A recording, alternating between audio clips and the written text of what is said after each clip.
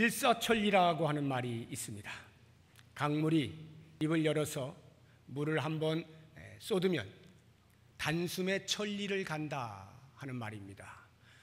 일이 잘 풀려서 쭉 뻗어 나갈 때 쓰는 말이죠.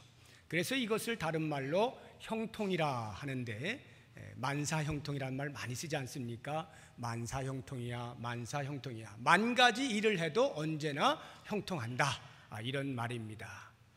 우리 인생 가운데에서 형통하기를 원하지 않는 사람은 아무도 없습니다. 이 자리에 앉아 계신 여러분들 가운데에서 난 일이 좀 꼬여도 괜찮아 하시는 분들은 한 분도 안 계실 겁니다. 어떻게 해서든지 일이 잘 되기를 원하고 쭉 풀려나기를 원하는 것이죠.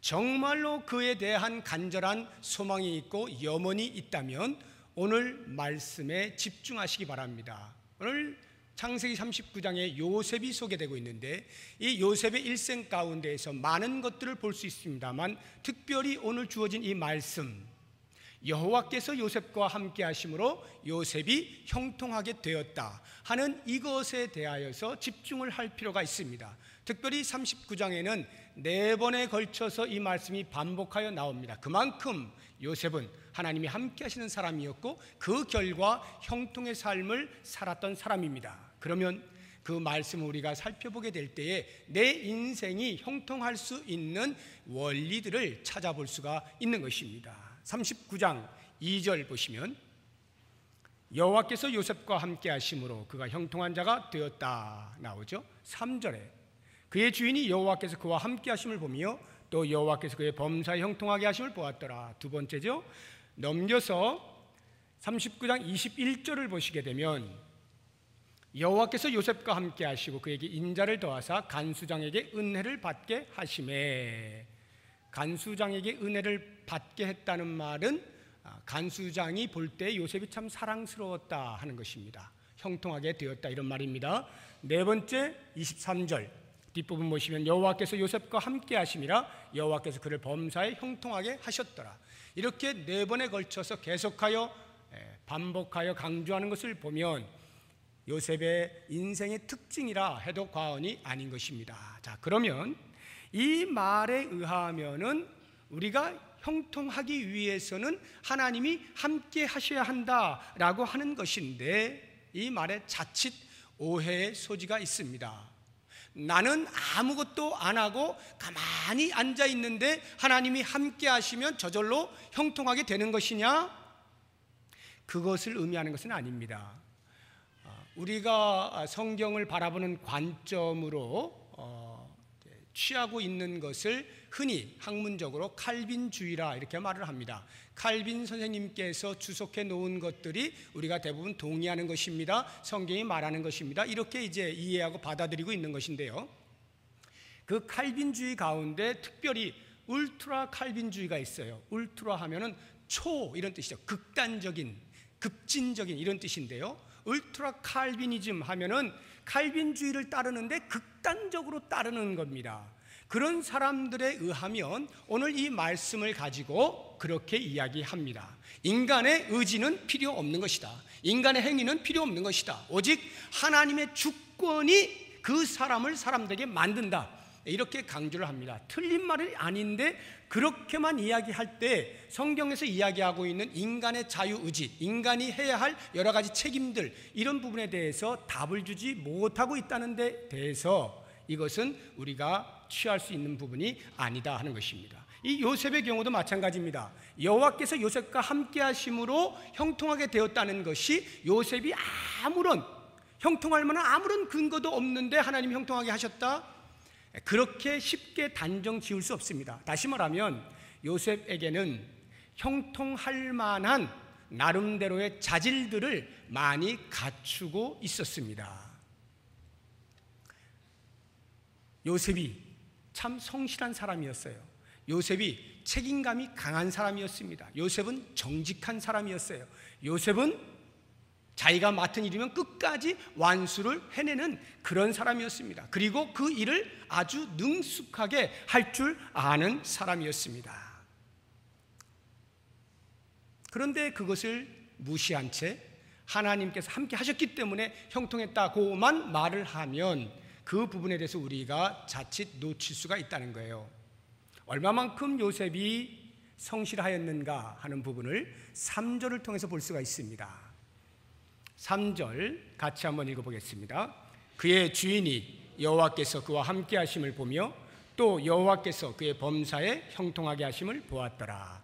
여기 나오는 주인은 보디발 장군을 말합니다. 보디발은 애굽 왕 바로의 경호를 맡고 있는 친위 대장입니다.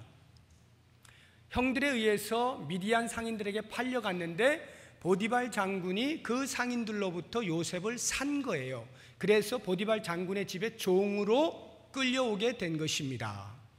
그랬는데 그 요셉이 얼마나 형통했는지 보디발의 눈에 여호와께서 그와 함께 하심을 보았고 그래서 그가 형통한 것을 보았다라고 성경이 기록하고 있는 것입니다. 그러면 이것이 이미 2절에 객관적으로 서술을 해 놓았는데 다시 보디발의 관점에서 한 번 더 서술을 해 놓는 것 아닙니까? 그렇다고 하면 보디발은 여호와를 아는 사람이었을까요? 모르는 사람이었을까요? 애굽 사람입니다. 여호와라고 하는 신을 알 리가 없죠. 만약 그가 알았다면 그것은 요셉을 통해서 간접적으로 알게 되었을 것입니다.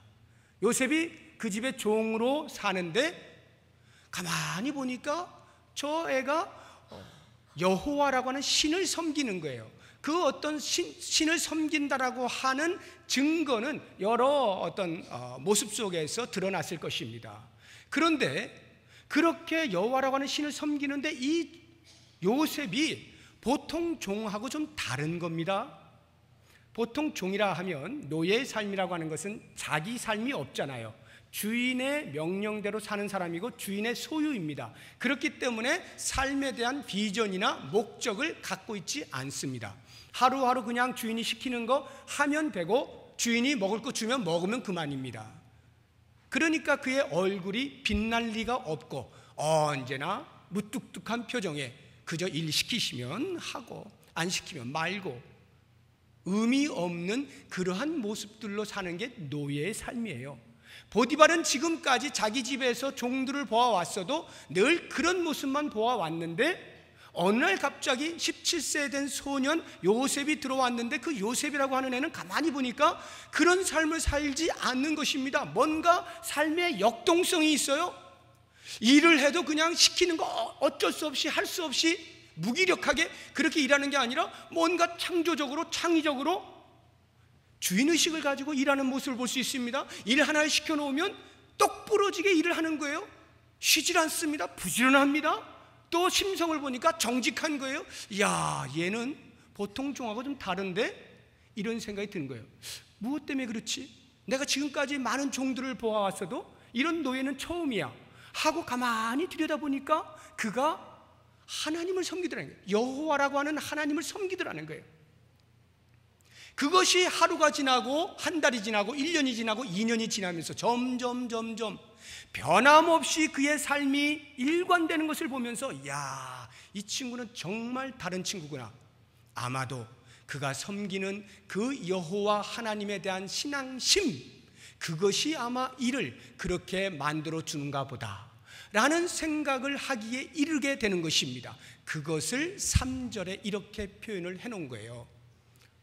주인이 보니까 여호와가 그와 함께 했고 그렇게 보니까 그가 형통하는 것을 보았더라 라고 말을 하는 것입니다. 다시 말하면 보디발은 지금 하나님을 알기 때문에 여호와 하나님이 야 대단한 분이야, 그러니까 요셉과 함께 하니까 항상 형통하지, 이렇게 말하고 있는 것이 아니라 요셉의 삶의 모습을 보니까 남들하고 다르더란 말입니다. 그런데 그것이 여호와라고 하는 신을 섬기고 있는 자인 것을 알게 되면서 그 신앙심으로 인하여서 일어나는 일이겠거니 라는 짐작으로 정작 그가 이렇게 말을 하는데 그 근간은 요셉의 성품을 보고 요셉의 능력을 보고 요셉의 성실함과 책임감과 부지런함과 정직한 모습을 보면서 이와 같은 말을 하고 있는 것이다, 이 말이에요. 그 이야기는 거꾸로 이야기하면 요셉이 게을러 터졌는데 하나님께서 보디발의 눈을 뭘 뒤집어 씌워가지고 부지런한 사람처럼 보이게 만들었다, 이게 아니란 말입니다. 요셉이 부지런한 사람이라는 거예요. 그 보디발에게 인정받을 만한 사람이었다, 이런 말입니다. 요셉은 형통케 될 만한 자질을 가지고 있었다, 이거예요. 우리가 읽지는 않았습니다만 그렇게 해서 가정총무 되어가지고 잘 살고 있는데 보디발의 아내 유혹에 의해서 또 모함을 받아가지고 감옥에 갇히지 않습니까? 감옥에 들어간 사건이 19절부터 나오는데 그때도 마찬가지예요. 간수장이, 감옥을 관리하는 간수장이 요셉의 됨됨이를 보고 그에게 모든 감옥의 재반 사무를 다 맡겨버립니다. 이것도 역시 마찬가지죠.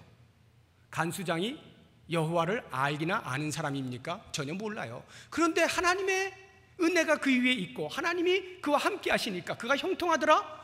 그것이 그 신앙에 의해서 여호와 하나님이 전능하시니까 그렇게 됐다라고 하는 말이 아니라, 간수장이 볼 때 이 요셉은 뭔가 달라. 죄수인데 죄수 같지가 않은 거예요. 정말 이상한 죄수예요. 너무나 모범적인 죄수예요. 그래서 그에게 모든 재반 사무를 다 맡겨요. 다시 말하면 요셉의 됨됨이를 보고 그로 하여금 그 일을 하게 만들었다, 형통케 하였다. 이렇게 볼 때 요셉은 형통할 만한 여러 가지 많은 조건들을 갖추고 있었음이 틀림이 없습니다. 정말 요셉이 성실했는가? 37장을 보시기 바랍니다. 37장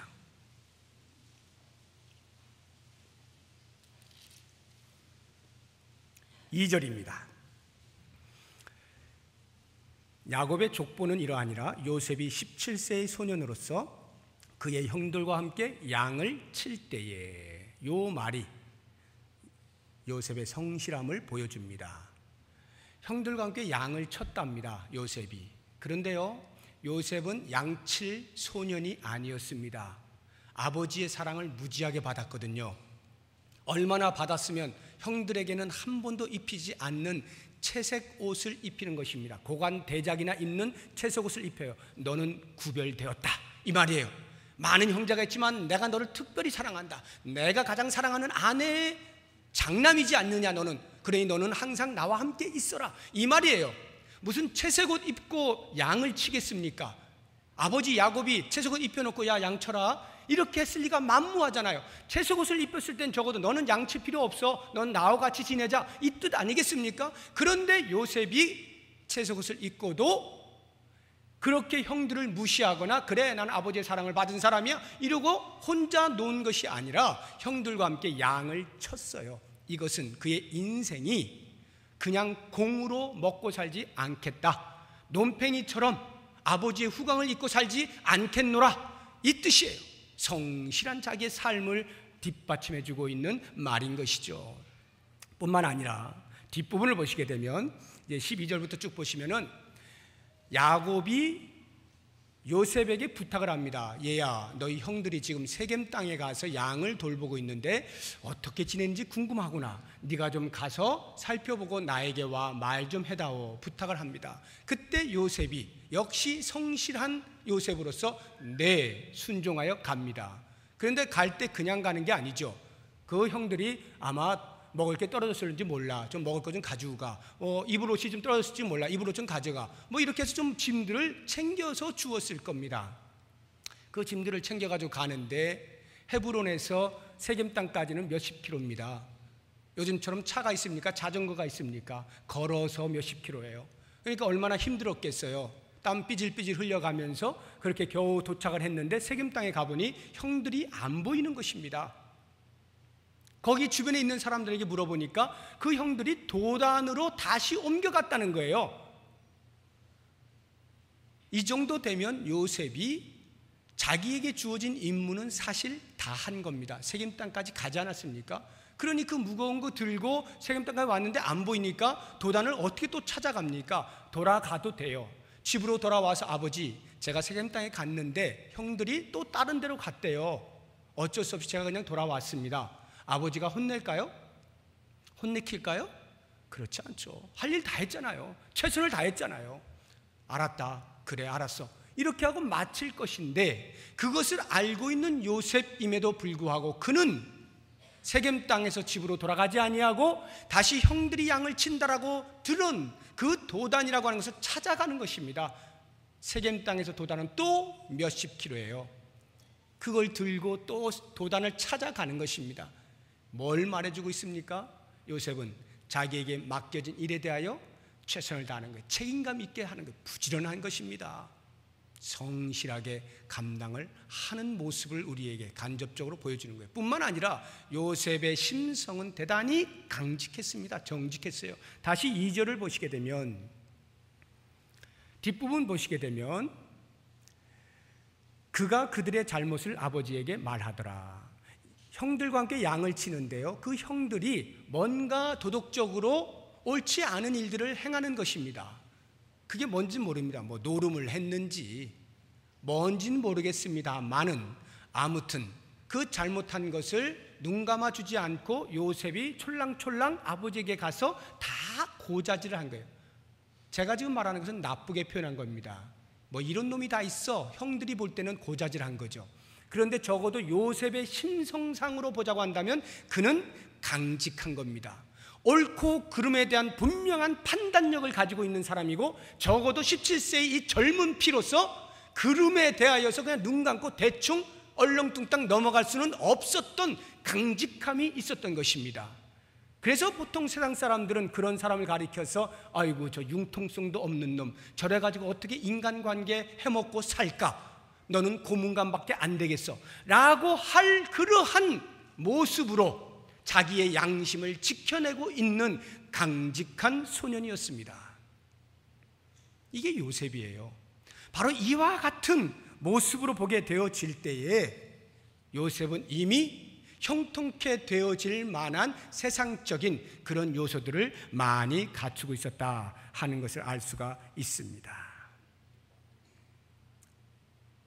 우리가 이 땅에서 무엇인가를 얻고자 할 때, 형통하고자 할 때, 마치 감나무 아래에 의자를 놓고 앉아서 감나무 하나님께서 떨어뜨려 주실 때까지, 그 감 떨어뜨려 주실 때까지 입을 벌리고 기다리고 있는 것을 믿음이라 생각하면 큰 오산입니다. 반드시 하나님께서 감을 떨어뜨려 주실 거야. 입을 크게 벌리고 이것을 믿음이라고 말하면서 아무것도 하지 아니한 채 꼼짝없이 하나님이 함께 하시면 형통하실 거야, 형통할 거야 이러고 있는 것은 어리석은 겁니다. 좋은 대학을 가고 싶은 아이가 공부를 안 해요. 그리고는 기도합니다. 주여 1번부터 50번까지 답을 보여주시옵소서. 내가 좀 뭐 보여줘 막 썼는데 하나씩 밀려가지고 다 틀렸다는 거 아니에요? 이런 심성을 가지면 그것을 신앙이라고 하면 안 된다, 이런 말입니다. 무엇인가 이루려면 그만한 노력을 해야 되는 것이죠. 요즘 그 혼혈인 가운데에서 우리의 마음을 따뜻하게 해주는 한 사람이 있죠. 얼마 전에는 그 하인즈 워드라고 하는 미식 축구 선수가 혼혈인이었죠. 참 따뜻함을 우리들에게 선사해 준 적이 있는데, 요즘 그 농구 선수 가운데 문태종이라고 하는 선수가 있습니다. 38살 된 친구인데요. 이 친구가 최근에 귀화가 허락이 되어져서 귀화되자마자 얼마나 농구 실력이 출중한지 바로 국가대표로 뽑혔습니다. 국제농구연맹에 의하면 혼혈인은 전체 중에 한 명만 가능한데, 우리 지금 농구 선수들 가운데 혼혈인들이 많이 있어요. 실력이 아주 다들 좋습니다. 그 가운데 특출나서 이 문태종 선수를 이제 국가대표로 뽑았어요. 그리고는 인터뷰를 하는데 그 기자가 물었습니다. 어떻게 연습하십니까? 네, 이렇게 저렇게 연습합니다. 연습을 얼마나 하십니까? 네, 많이 합니다. 그런데 어떻게 이렇게 슛을 잘 쏩니까? 연습하기 때문이죠. 다른 선수들도 다 연습하는데요. 네, 저는 연습을 할 때 좀 특별하게 합니다. 어떻게 하는데요? 연습하는 그 장면을 서술을 해주는데 문태종 선수가 이렇게 말을 합니다. 저는 그냥 무조건 슛을 뭐 하루에 공을 뭐 300번을 던진다, 1000번을 던진다 이렇게 하지 않습니다. 생각을 하면서 연습을 하는데요, 상황을 설정을 해놓고 거기에 맞는 연습을 합니다. 예를 들어서 우리 팀이 지금 2점 지고 있습니다. 그런데 종료 휘슬이 불리기 5초 전입니다. 이 5초 전에 2점 지고 있는 상황에서 내가 어떻게 해야 할까를 생각합니다. 답은 하나죠. 3점 슛을 쏴서 역전을 시키는 것밖에 없습니다. 그러면 5초 안에 어떻게 3점 슛을 날려서 성공시킬 것인가에 대한 상황 설정을 해놓고 그것을 연습한다는 거예요. 계속해서 끊임없이 그 연습을 하니까 실전에서 그런 상황이 닥쳤을 때, 여러분 혹시 농구 좋아하시는 분들 금방 이해하실 텐데, 모르시는 분은 이게 뭔 말인지 잘 모르실 거예요. 이런 상황들이 많이 나타나요. 불과 몇 초 안 남겨놨는데 슛을 쏴서 역전시키는 일들이 난리가 나죠. 이 문태종 선수가 지금까지 농구하면서 4쿼터의 사나이라는 별명을 가지고 있습니다. 농구가 10분씩 4번을 합니다. 그중에 제일 마지막 4번째가 제일 중요하겠죠. 결정을 짓는 순간이니까요. 그런데 이 4쿼터만 되면 이 문태종 선수가 점수를 가장 많이 넣는 거예요. 보통은 마음에 부담이 돼서 못 넣게 돼 있거든요. 그런데 이 문태종 선수는 넣어요. 왜? 연습을 그렇게 했기 때문에. 계속 그런 연습을 머릿속에 그려가면서 했거든요. 이러한 연습 없이 저절로 주님 4쿼터의 사나이가 되게 해주십시오 한다고 해서 4쿼터의 사나이가 되겠냐고요. 연습을 해서 그러한 열매를 딸만한 실력을 갖출 때에 그에게 4쿼터의 사나이란 별명이 붙여지는 것입니다. 혹시 여러분들 가운데에서 요리를 잘하기 원하시는 분들 계십니까? 집에서 남편들에게 요리를 많이 해주세요. 아무도 아멘을 안 하죠. 왜냐하면 귀찮으니까. 그냥 그런 거 안 하고도 요리를 잘했으면 좋겠어. 남들이 야 어떻게 이렇게 요리를 잘해요? 이런 말은 듣고 싶은데 실제로는 안 해준단 말입니다. 그러면 아무 일도 안 일어나요. 정말 요리를 잘한다는 소리를 듣고 싶으세요? 많이 하세요. 많이 대접하세요. 그러면 잘할 수 있어요. 내가 정말로 이름 있는 헤어드레서가 되겠다. 그러면 많이 깎아봐야 되는 것입니다. 멋진 패션 디자이너가 되겠다. 옷을 많이 만들어 봐야 되는 것이죠. 무엇이든 많이 할 때 그때 그 결과가 자기에게 열매로 다가오게 되는 것입니다. 그렇다고 해서 제가 지금 드리는 말씀을 마치 그래서 내가 목표한 그 목표를 이루어내기 위하여 인간적인 술수를 배우려고 생각하지는 마십시오. 예를 들어서 적당히 거짓말을 해서 이 상황을 모면하는 법들을 배우고 이런 어떤 기능들을 배워서 그때그때 임기응변을 잘해서 삶을 멋지게 살아가는 그런 식의 어떤 기술, 기능, 술수들을 배울 생각은 하지 마십시오. 그건 좋은 것이 아닙니다. 그리스도인이라면 적어도 성품을 개발해야 되는 것입니다. 요셉처럼 성실함을 개발시키는 거예요. 정직함을 개발시키는 것입니다.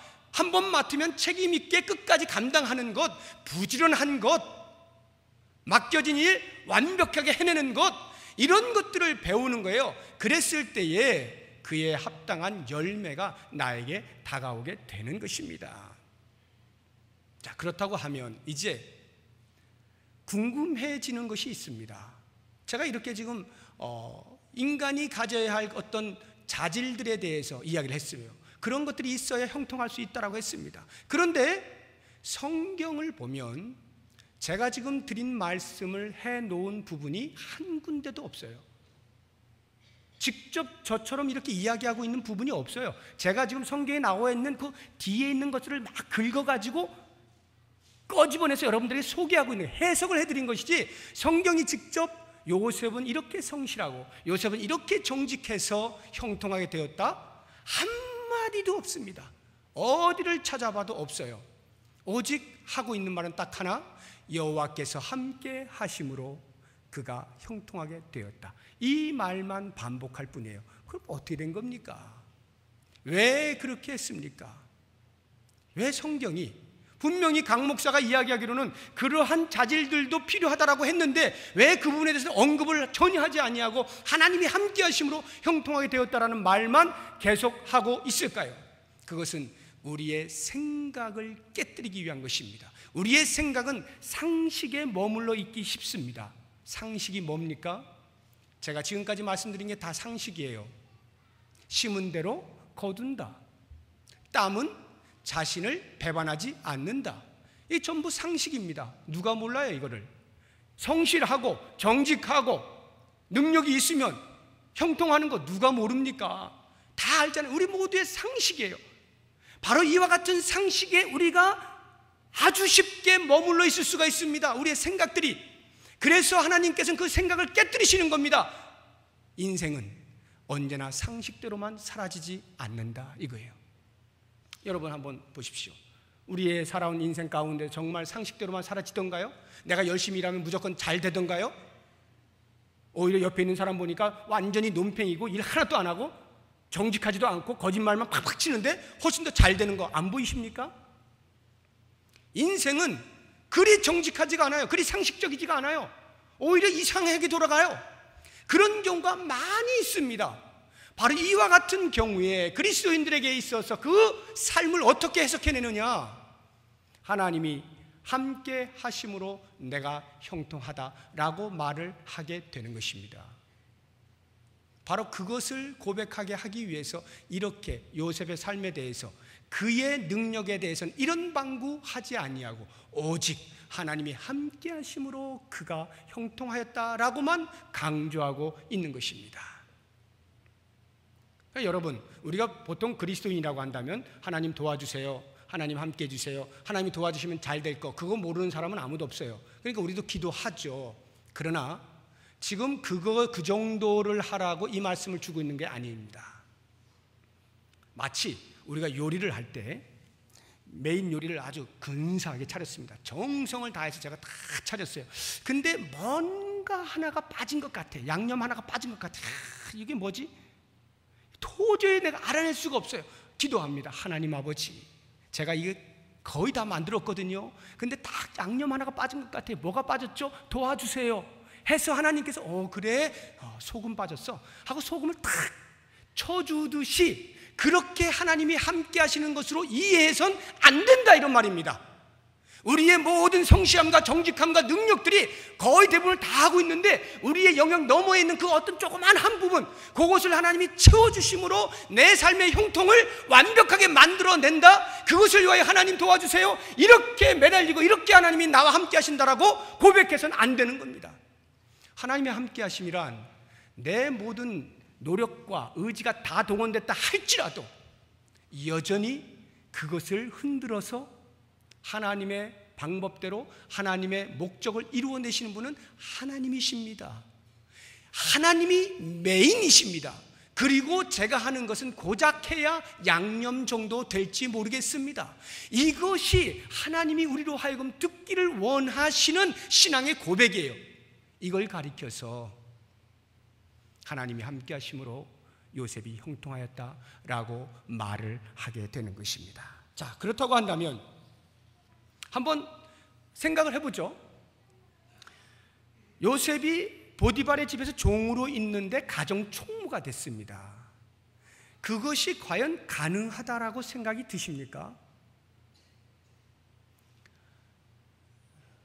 우리는 그렇지, 요셉이니까 가능하지, 너무 쉽게 이해를 하고 받아들여요. 그런데 그 상황을 설정해놓고 한번 들어가 보세요.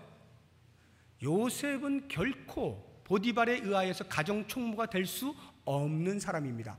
아무리 요셉이 성실하고 아무리 능력이 뛰어나고 아무리 정직하다 할지라도 요셉은 종이에요. 종은 종입니다. 종은 종이에요. 어떻게 종에게 자기 가정의 모든 경제권을 다 맡기고 음식 먹는 것을 제외한 나머지 모든 걸 다 맡길 수가 있습니까? 종에게. 종이 아무리 뛰어나다 하더라도 야, 너 참 뛰어나구나, 너 남들하고 좀 다르네, 이렇게까지는 인정해 줄 수 있을지 몰라도 그래서 그를 가정 전체를 책임지는 사람으로 세워줄 수는 없는 거예요. 여기에 하나님의 함께 하심이라고 하는 이해가 필요한 것입니다. 감옥을 생각해 보세요. 감옥에서 간수장이 요셉의 댐댐이를 보고 재반 사무를 다 맡겼대요. 자기는 신경도 안 쓴대요. 아유, 요셉이니까 뭐 당연하지. 여러분, 이렇게 생각이 드십니까? 천만의 말씀입니다. 요셉은요, 죄수예요. 그 감옥의 죄수예요. 죄수가 아무리 뛰어난들 죄수죠. 아무리 뛰어난 모범 죄수라 할지라도 그에게 감옥을 맡기는 그런 멍청하고 미친 간수장이 어디 있습니까? 있을 수 없는 일이에요. 하나님이 함께 하심이라고 하는 이 요소가 작용되지 않는 한 이해할 수 없는 부분이요, 받아들일 수 없는, 완전히 허구허상 소설에 불과한 것이죠. 안 되는 겁니다. 종은 종이고 죄수는 죄수일 뿐이에요. 그 이상일 수가 없어요. 그런데 어떻게 종이 가정 총무가 되고 죄수가 감옥을 돌보냐고요. 하나님의 함께 하심, 하나님의 은혜인 것입니다. 이것을 우리가 알아야 되는 것입니다. 그래서 요셉이 국무총리가 된 것도 마찬가지예요. 우리는 하도 요셉이 워낙이 요셉이니까 국무총리 이렇게 하지만, 요셉이 국무총리가 된다는 것은 만약 수학으로 이야기를 하자고 한다면 확률상 무한대분의 1입니다. 무한대분의 1.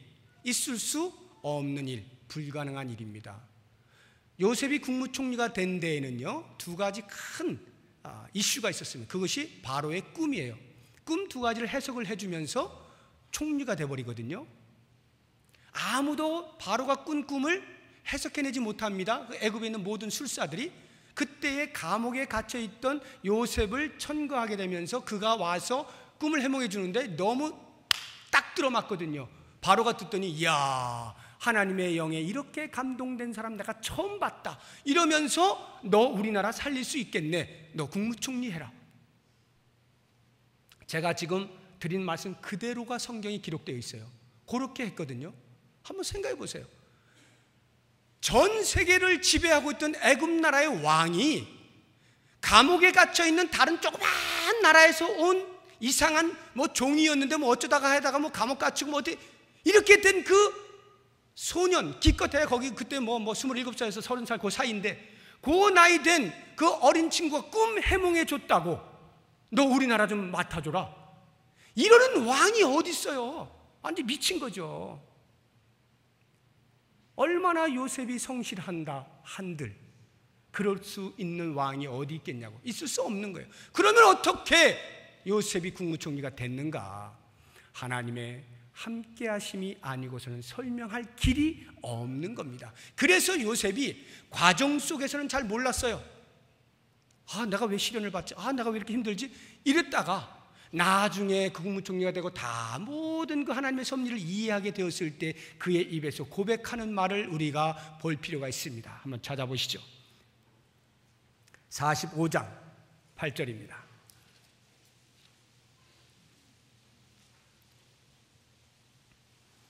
45장 8절.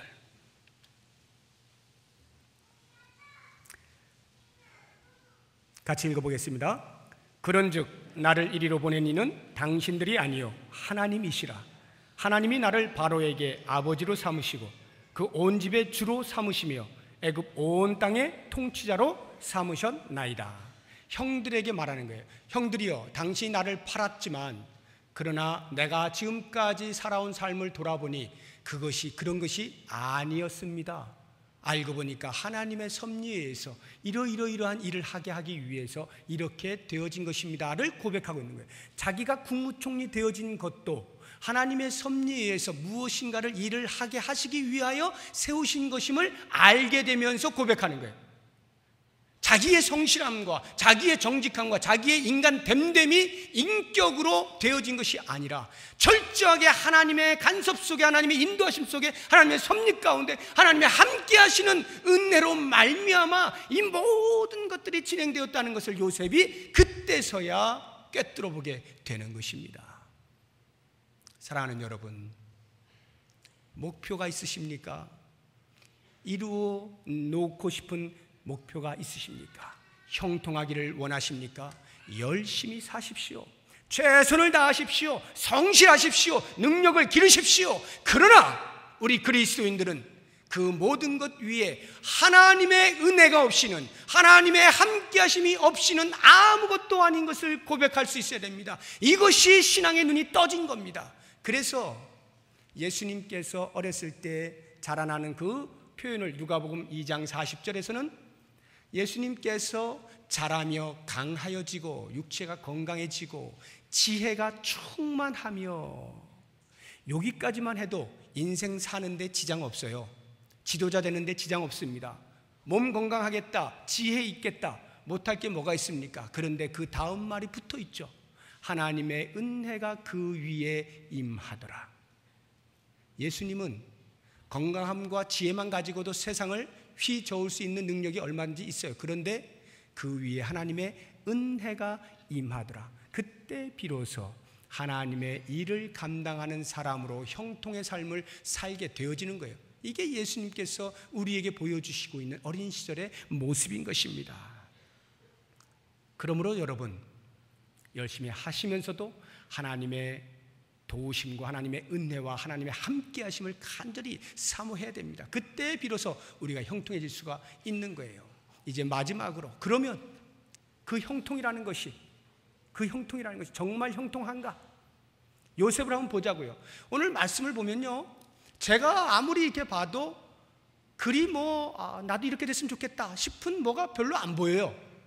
잠깐 하나님이 하나님이 함께 하셔서 형통하게 하셨다는 말을 볼 때는 좀 좋은데, 그 다음 일어나는 일을 보면 별로예요.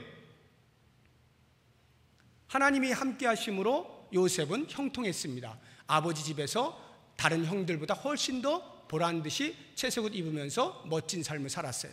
그런데 어느 날 갑자기 형들에 의하여서 종으로 팔려가게 생겼습니다. 여러분, 만약 요셉이 형통하다면 어떻게 해야 돼요? 구덩이에 빠졌으나 하나님께서 싹 아무도 몰래 건져주셔가지고 다시 아버지 집으로 보내주었다. 이렇게 돼야 역시 요셉은 형통해. 이게 말이 되잖아요. 근데 그냥 팔려가잖아요. 애굽으로 팔려가잖아요. 보디발의 집에서 하나님이 함께 하시면 형통했습니다. 이야, 가정 총무돼서 대단해. 그런데 그 아내의 유혹에 의하여서 모함을 받고 감옥에 갑니다. 적어도 형통하려면 진위가 가려져야 됩니다. 하나님께서 어떤 방법을 통해서 보디발의 아내가 지금 모함한 거야. 보디발의 아내가 원래 유혹한 거야. 그래서 보디발의 아내가 감옥에 가고 요셉은 그 정직이 인정되어져서 더 높은 지위에 올랐더라. 이렇게 해야 하나님이 함께 하시면 형통했다는 게 뭐가 딱 그림이 그려지는 거 아닙니까? 근데 왜 감옥에 가냐고요? 감옥에 가서 형통했답니다. 그러면 이제 형통하면 적어도 거기서 석방돼야죠. 석방시킬 수 있는 유력한 사람이었던 술 맡은 관원장이 자기는 구원함을 받았는데 꿈 해몽 받아가지고 나아가서 까마득하게 요셉의 요청을 잊어먹습니다. 2년 동안 꼼짝없이 까마득히 잊어버립니다. 형통하면 그 사람이 왕에게 직언을 해서 이 요셉이라고 하는 사람을 내가 감옥에서 만났는데 아무런 죄가 없이 무고하게 들어왔습니다. 석방시켜 주십시오. 이래가지고 뭔가 풀려져야 요셉이 형통한 거 아니에요. 그런데 보면 요셉의 삶은 이렇게 잘 나가다가 시련에 빠지고 잘 나가다가 시련에 빠지고 계속 이런단 말입니다. 그러니까 별로 우리가 붙잡고 싶은 형통의 모습이 아니다 이런 말이죠. 바로 여기에서 우리는 형통의 의미가 무엇인지를 정확히 알 필요가 있는 것입니다. 왜 우리가 이것을 의아하게 생각하느냐? 우리가 생각하는 형통의 기준이 있기 때문에 그래요. 적어도 우리가 생각하는 형통은 언제나 잘 되는 것입니다. 잘 풀리는 것. 요것을 형통이라 여기기 때문에 시련 가운데 있는 요셉에 대한 형통으로 보질 못하는 거예요. 형통으로 보지 못하면 어떤 일이 벌어지느냐? 그 시간에는 하나님이 요셉과 함께하지 않은 것이 되는 겁니다. 그러니까 하나님께서 요셉과 함께 하셨다가 잠시 또 어디 갔다 오셨다가 또 같이 있을 때 또 형통했다가 또 잠시 어디 가셨다가 그럼 또 시련 가운데 빠지고 이렇게 이해가 되는 것입니다. 그런데 어디 그런가요? 하나님은 야곱의 집에 아버지의 집에 있을 때에도 요셉과 함께 하셨고 구덩이에 빠져 있을 때에도 요셉과 함께 하셨고 보디발의 집에 팔려갈 때도 여호와 하나님은 요셉과 함께 하셨고 가정 총무가 될 때에도 함께 하셨고 보디발의 아내에 의해 모함을 받아서 감옥에 갈 때에도 여전히 함께 하셨고 거기에서 간수장의 은혜를 입어서 형통하게 될 때도 함께 하셨고 국무총리가 될 때도 함께 하셨고 요셉의 일생 전체에 하나님은 함께 하신 겁니다. 그런데 왜 형통이 있다가 시련이 있다가 형통이 있다가 시련이 있느냐? 이 고민이 생기는 것이다 이 말이에요. 바로 여기에서 우리가 형통의 의미를 재조정할 필요가 있는 것입니다. 어떻게 해요? 형통이란 내가 잘 되는 것이 아니라 하나님이 나와 함께 하시는 것 자체가 형통이다 이 말이에요. 하나님이 나와 함께 하시는 그 자체가 이미 형통이에요.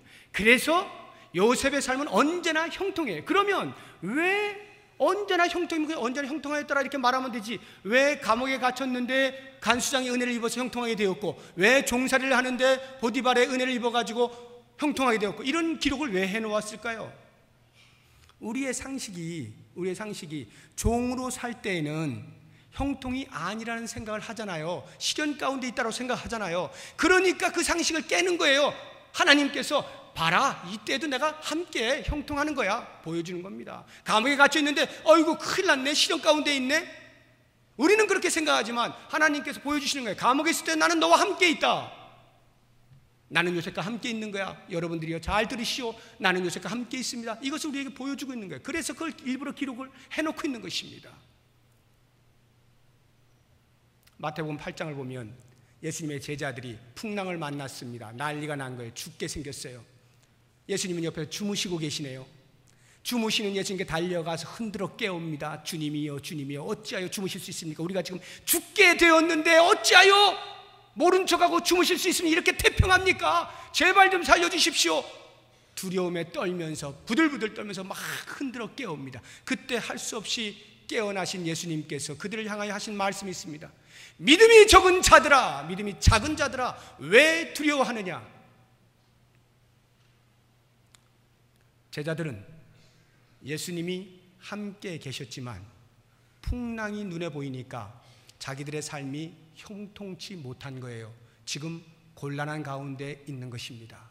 예수님은 함께 계셨지만 형통하지 않아요. 그러니까 예수님을 흔들어 깨우면서 예수님 우리를 형통하게 해달라니까요. 형통하게 해달라니까요. 예수님이 일어나셔서 믿음이 작은 자들아 왜 두려워하느냐? 무슨 말일까요? 내가 옆에 있는데 왜 그래? 내가 옆에 있는데 왜 그래? 내가 너와 함께 있는 그 자체가 형통인데 너 왜 그래? 이 말이죠. 그렇다고 하면 보세요. 예수님이 함께 계셔도 풍랑은 있을 수 있어요. 그럼에도 불구하고 예수님께서는 제자들에게 말하는 것입니다. 걱정하지 마, 두려워하지 마, 염려하지 마, 안심해라. 내가 너와 함께 있다. 내가 함께 있는 그 자체가 이미 너희들의 인생은 책임진 거야. 형통이야. 이 이야기를 하는 거예요. 그러므로 우리의 눈은 근시안이 되어서는 안 됩니다. 잠깐 우리의 삶에 일어나고 있는 여러 가지 일들에 의해서 때로는 즐거웠다, 때로는 울었다 하는 게 아닙니다. 우리 인생 전체를 조망하시고 돌려가시는, 움직여 가시는, 섭리하시는 하나님의 그 크신 계획을 바라보면서 그 여호와 하나님이 나와 함께 하시면 이미 나는 승리를 보장받은 삶이다라고 하는 확신 속에서 형통인 것을 깨달을 수 있어야 하는 것입니다. 이게 우리들의 삶이어야 돼요. 그러므로 사랑하는 성도 여러분, 혹시나 지금 여러 가지 삶의 정황 가운데서 육체의 질병으로 인해서 하나님 나는 왜 이렇게 오랫동안 이 육체 질병을 계속 짊어지고 있어야 됩니까? 왜 이렇게 오랫동안 시련 가운데 있어야 합니까? 라고 고민을 할 수가 있습니다. 호소할 수 있습니다. 하나님, 한두 해도 아니고 지금 10년, 20년 넘게 이렇게 경제적으로 어렵게 할 수가 있습니까? 너무 지금 쪼듭니다. 시련을 이제 좀 거두어 주십시오. 말하고 싶은 사람 있을 수 있습니다. 내 인생 가운데서 왜 저 원수가 내 눈앞에서 안 사라지고 끝까지 나를 괴롭힙니까? 주님 제발 좀 죄 좀 없애주세요. 저 좀 형통케 해주세요. 이렇게 할 수가 있어요. 그러나 여러분, 이 모든 정황들이 만약에 하나님이 나와 함께 하신다면 그것은 시련이 아니라 시련 너머에 있는 완성을 향하여 가는 과정에 불과하다는 것을 아셔야 합니다. 그러므로 우리가 체크해야 되는 부분은 지금 내가 형통의 길에 있느냐, 어려움의 길에 있느냐, 이 부분이 아니라 내가 지금 하나님과 동행하고 있는가, 하나님 나와 함께하고 있는가, 여기를 점검해야 되는 것입니다. 이것이 확실하면 인생은 이럴 수도 저럴 수도 있는 거예요. 어차피 인생은 이렇게 저렇게 흘러갑니다. 그러나 하나님이 함께 하시면 그 인생들이 다 의미가 발생하게 되면서 궁극적으로 이루어 놓으실 하나님의 영광을 볼 수 있게 되는 것입니다. 이 영광을 바라보시면서 하나님과 늘 동행하시고 승리의 노래를 부를 수 있는 우리 모두가 되기를 주의 이름으로 축복합니다. 기도하겠습니다. 하나님 아버지, 우리에게 찾아오는 여러 가지 역경들, 고난들이 우리를 두렵게 만듭니다. 불안하게 만듭니다. 신음하게 만듭니다. 주여, 정말 우리에게 문제는 그 상황이 아니라 그 상황 속에 하나님이 함께 하심을 내가 알고 있는지의 문제인 것을 보게 됩니다. 원하옵나니 주여, 저로 하여금 함께 하시는 주님을 배웁게 하여 주옵소서. 날마다 이 사실을 붙잡고 승리할 수밖에 없는 존재에 대한 강력한 소망으로 기대감을 가지고 어떠한 역경과 환난 가운데도 이겨낼 수 있는 우리가 되게 하여 주시옵소서. 예수 그리스도의 이름으로 기도드립니다. 아멘.